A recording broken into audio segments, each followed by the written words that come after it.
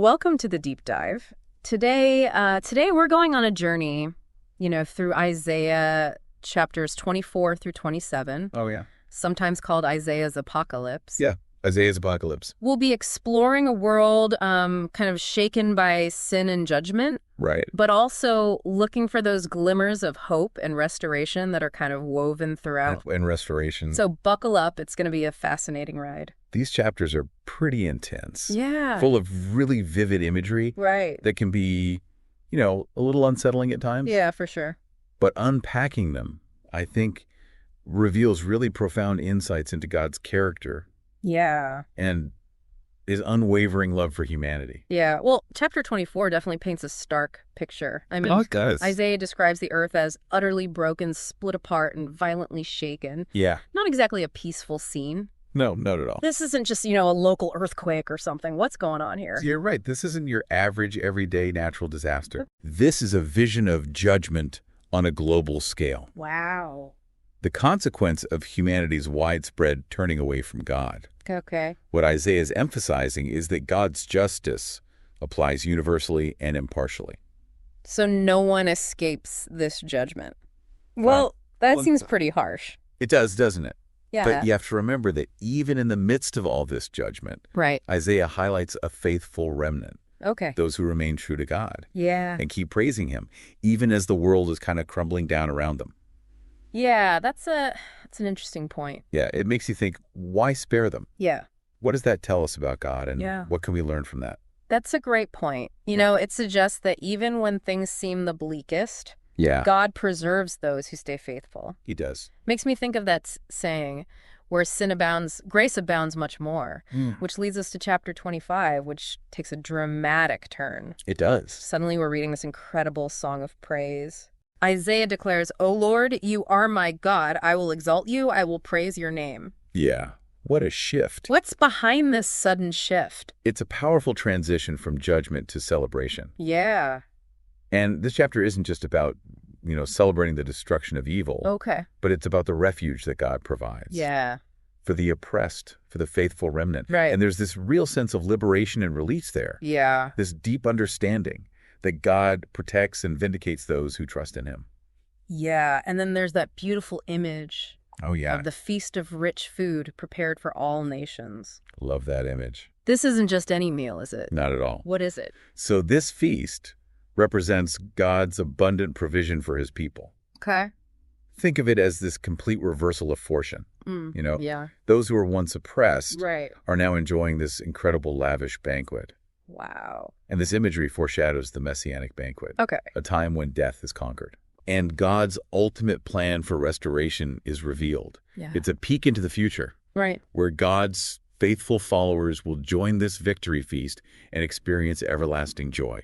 It's a really potent image, It is. especially considering the bleakness of chapter 24. Yeah. It really suggests that even in the midst of judgment, there's this promise of something better, something more lasting. Precisely, God's story doesn't end in judgment. Right. He always provides a path toward restoration and reconciliation. Yeah. And that theme continues into chapter 26. Yeah, so chapter 26 is described as a hymn of trust. It is. And there's that line that always resonates with me. You keep him in perfect peace whose mind is stayed on you. You're beautiful. But how can anyone experience peace in such a, tumultuous world? It's a timeless message, isn't it? Yeah. And this chapter highlights how important it is to place our trust in God's strength, Okay. especially when everything feels chaotic. Yeah. And the peace that Isaiah is describing isn't about the absence of turmoil. It's more of an inner stability Gotcha. that's rooted in God's unwavering presence. So it's about choosing to focus our minds on something bigger than ourselves. Exactly. Like something eternal as Yeah. a source of inner peace. Yeah. Even when things are difficult externally. When we trust God, Yeah. we tap into this wellspring of peace that transcends our circumstances. That the world can't give or take away. Exactly. And then there's this really intriguing verse in chapter 26. Yeah.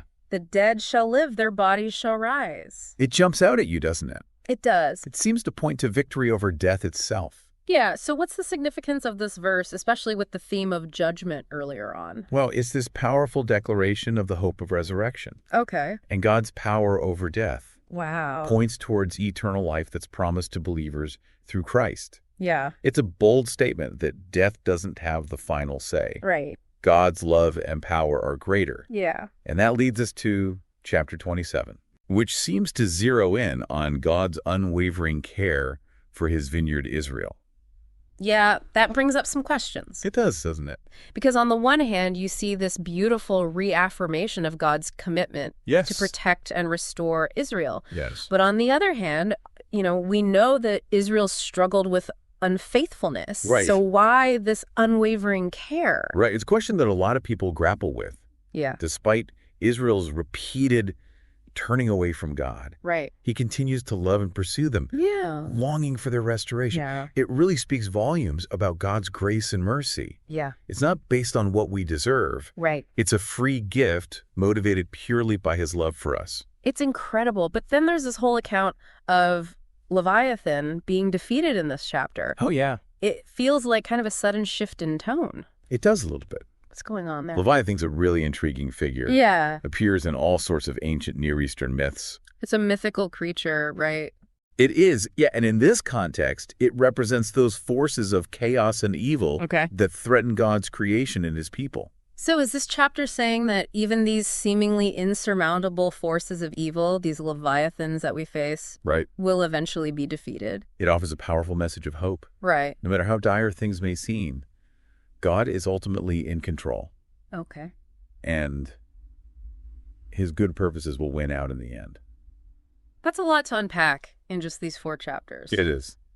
Feels like the conversation's far from over. We've got a lot more to talk about. What are some of the key things that have stood out to you so far in this first part of our deep dive? The interplay between judgment and hope is striking. It is. You see God's righteous anger towards sin, Right. but you also see his unwavering commitment to his people, his promise of restoration, Yeah. and a victory that extends beyond this world. Wow. It's a complex message Yeah. that really resonates. Yeah. It speaks to the reality of darkness and light, Mm-hmm. reminding us that ultimately love and justice will prevail. It's certainly been a thought-provoking exploration of these powerful chapters of Isaiah. Yeah. We've covered a lot of ground, from a world in upheaval to a promise of restoration That's right. and a future feast for all nations. Can't wait for that. But the journey's not over yet. No, it's not. We got a lot more to explore when we return for part 2 of our deep dive Looking forward to it. into Isaiah's apocalypse. Stay tuned. Stay tuned. As we continue exploring these chapters, it really strikes me how relevant they feel, even thousands of years later. Yeah. The imagery of a world in turmoil, the Right. struggle between good and evil, Mm-hmm. the longing for peace and restoration, it all seems to mirror the challenges we face today.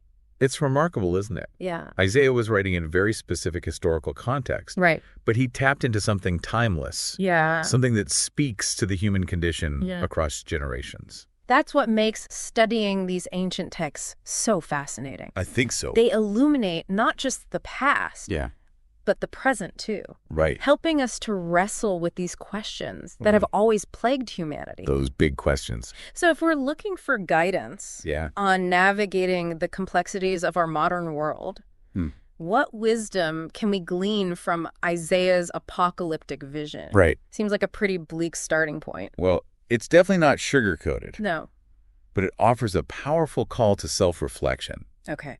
Isaiah's pronouncements of judgment remind us that our choices have consequences. Okay. The state of the world, Right. both then and now. Yeah. It's a reflection of our actions, Yeah. both individually and collectively. So it's not just about some far-off abstract judgment day. Right. It's about recognizing that we contribute to the brokenness Yes. that Isaiah describes That's through our everyday choices. Exactly. When we turn away from God, Yeah. when selfishness and greed drive our actions, Mm-hmm. when we disregard justice and exploit others, Right. we're sowing the seeds of the chaos and destruction that Isaiah depicts. Wow. His vision is a wake-up call, Okay. urging us to examine our hearts and align our actions with God's will. Okay, that makes sense. But how do we actually do that? Yeah. It's easy to feel overwhelmed by the state of the world. It is. To feel powerless to make a real difference. Right. Where do we even begin? Remember that even in the midst of judgment, Yeah. Isaiah points to a faithful remnant, Okay. this group who choose to live differently, Yeah. They embody integrity and compassion, Okay. even when surrounded by darkness and despair. Yeah. That's a powerful model for us. So it's about being a light in the darkness, Yeah, offering a beacon of hope amidst the chaos. that's it. But isn't that a bit simplistic? Well, How can we truly be a light when Isaiah paints such a bleak picture of the world? it's a challenge, no doubt. Yeah. But it's about intentionally living out the values of God's kingdom, Okay. choosing love over hate, Mm-hmm. justice over oppression, Yeah.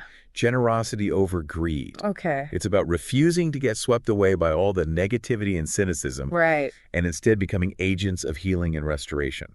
That's powerful, but it also feels daunting. It can. How do we cultivate that kind of resilience, Yeah. that unwavering commitment to good, especially when faced with so much darkness and despair? It's so easy to get discouraged It is. and just want to give up. Right. That's where the theme of hope that permeates these chapters becomes so important. Okay. Remember the song of praise in chapter 25? Yeah. The hymn of trust in chapter 26? Right. These aren't just poetic expressions. Okay. They're spiritual practices. Yeah. They're invitations to shift our focus Okay. and ground ourselves in something larger than our immediate circumstances. So it's about intentionally choosing to focus on the good, Exactly. on the promises of God, even when things feel bleak. Even when things feel bleak. But what about those of us who struggle with doubt? Yeah. What about those moments when the darkness feels overwhelming, Right. when it's hard to see any light at all? That's where community comes in. Okay.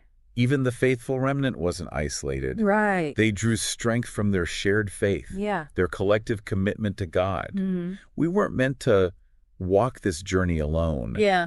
We need each other Okay. to lift each other up, to Yeah. offer encouragement, Right. to challenge each other, Mm-hmm. and to remind each other of God's faithfulness, Right. especially when it's hard to see it ourselves. So we need those safe spaces where Yeah. we can be honest about our doubts, Yeah. where we can encourage one another Mm-hmm. and remind each other of God's faithfulness. That's right.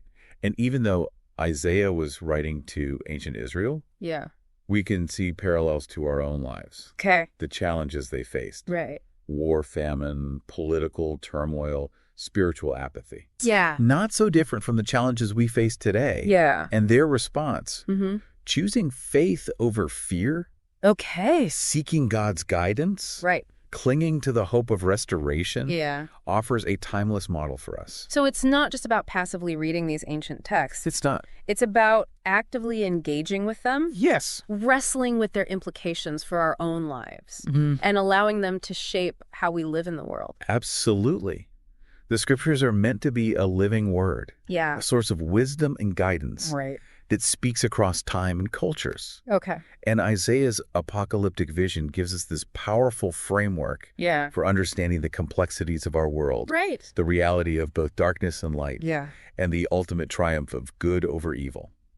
We've talked about the call to self-reflection, Yes. the importance of hope, Mm-hmm. and the power of community. Yeah. What other key takeaways from these chapters do you Okay. think are essential for navigating our modern world? It's crucial to remember that while judgment is a reality, Right. not the final word, Okay.